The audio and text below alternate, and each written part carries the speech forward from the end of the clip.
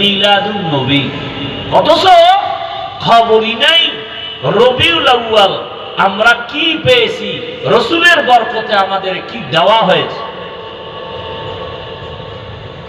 যেমন মুহররম গেল, প্রথম মাস, আরবি নববর্ষ মুহররম, ওই মাসটায় একটা বিষয় হুসাইন রাদিয়াল্লাহু তাআলা আনহুর শাহাদাতের আলোচনা, অথচ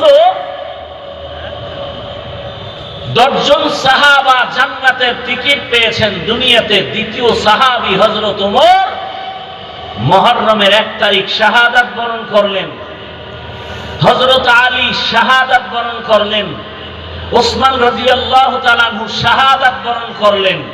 তাদের আলোচনা হয় না কেন? আর হুসাইন রাদিয়াল্লাহু তাআলা আনহুর আলোচনা বা শাহাদাতের ঘটনা রাসূলের ইন্তেকালের 61 বছর পরে গিয়ে হয়েছে।